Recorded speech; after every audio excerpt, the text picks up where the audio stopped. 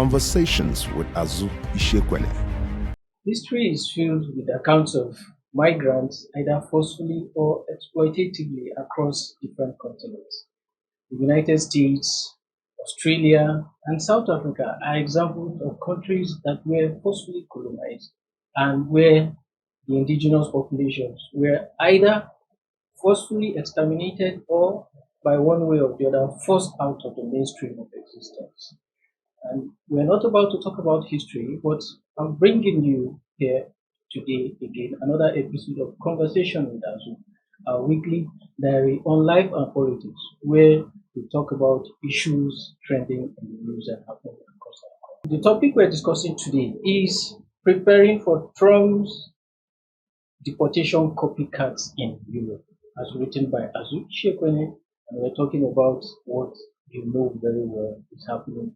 The fear again of forceful deportations and evictions of citizens of the United States back to their home country. Stay tuned as Azu discusses the subject with you. You're welcome to come. Thanks for having me, Peter. Pleasure to be here again. Yes, Trump is particular about illegal migrants.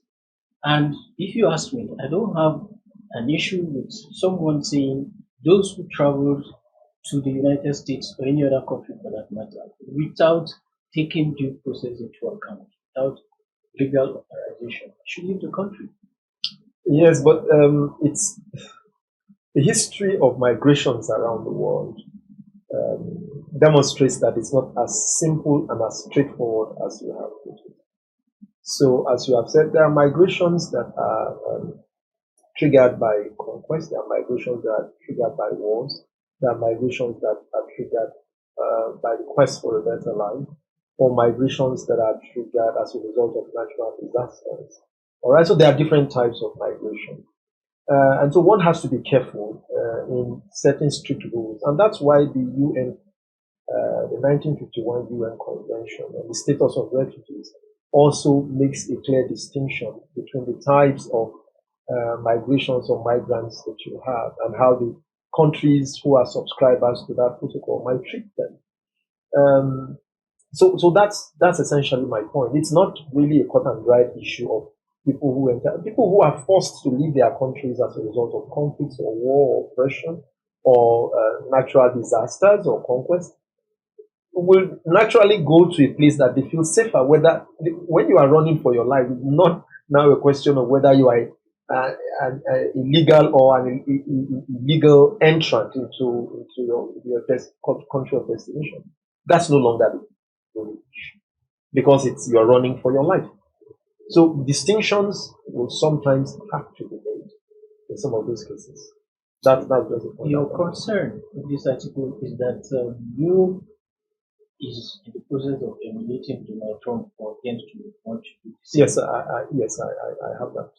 And if you consider Brexit and all the fallouts of it, do you think Britain in particular is any better for it after all the well, the jury is out about whether Britain is better off or not. The jury is out of that.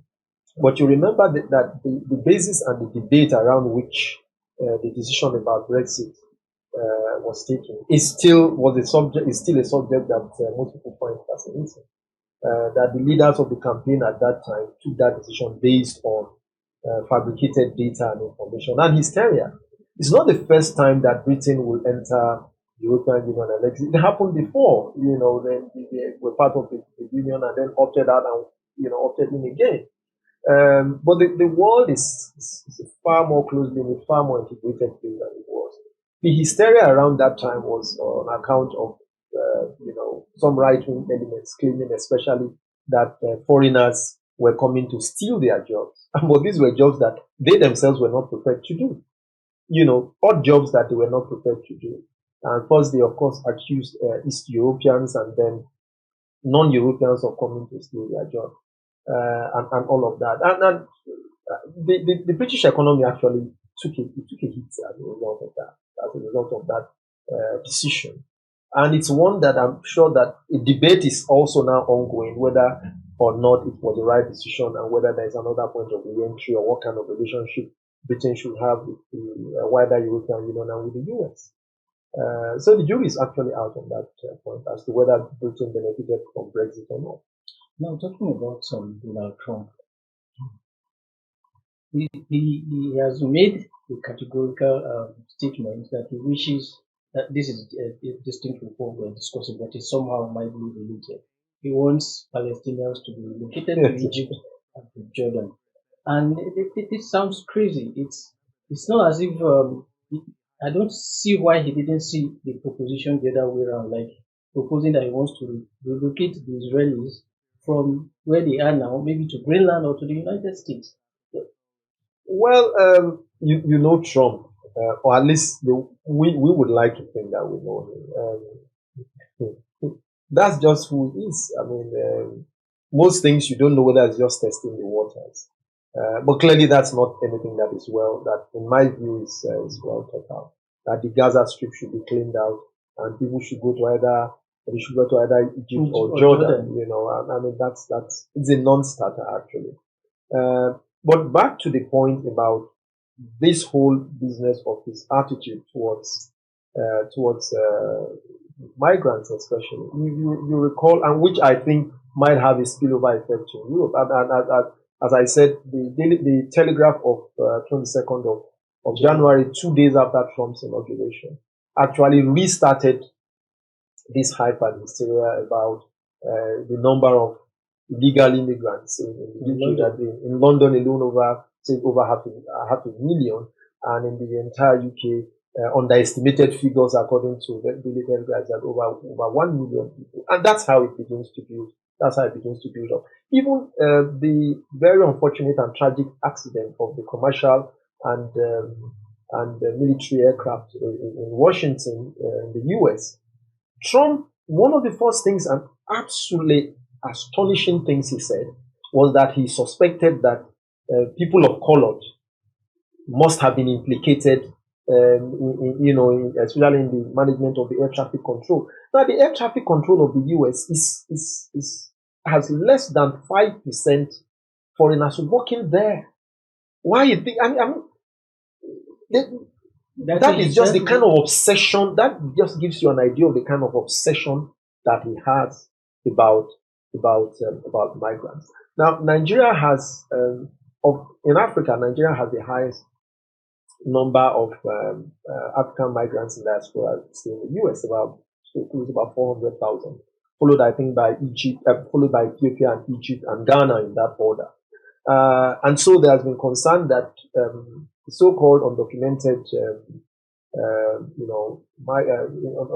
of aliens, about 1.4, 1.5 million, that Trump is going to use every means fair and foul to evict them, and that Nigerians and Africans may sooner than later come in the firing line. But we'll wait to see how that goes. Could it have been better if Trump perhaps set a deadline to get this? No worry, don't worry about Trump and deadlines. He's also giving the same deadline about trade and tariffs against Mexico and Canada to take effect from the 1st of February, which what we see. I think his government by some sort of martial law, or you don't. Sometimes you find it difficult to believe that this is the leader of the so-called free world or the most powerful country. The way he wields his power is frightening. It's very, very frightening for a country with the kind of power and capacity and influence and reach that America has. I fear for America, and I fear for the world. And finally, in Europe, Belgium, France have significant African populations and migrant populations. And UK politics in recent times has shown a high integration of and accommodation of migrants, either second generation or beyond that.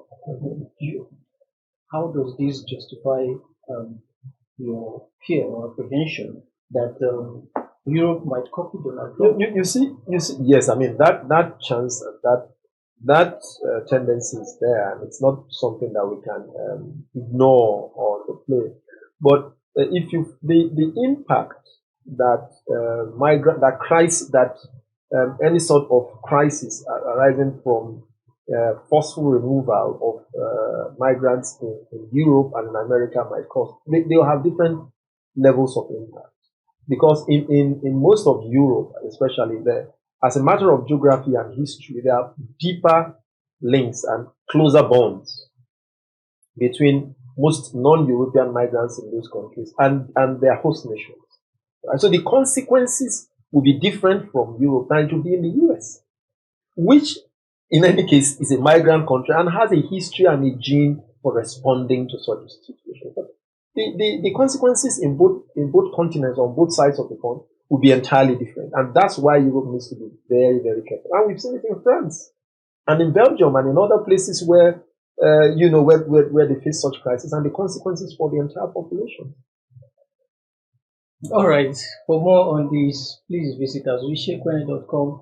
And if you haven't gotten a copy of Writing for Media Monetizing It, the main book and the workbook, Azu's Grace of the discounted sale comes to an end today. I'm saying here that they might extend it for your benefit. Please visit Azuishekwene and share contents on Don't bet on that. Well, thanks for mentioning it, Julia. It's a pleasure to be here. Thank you. Bye for now.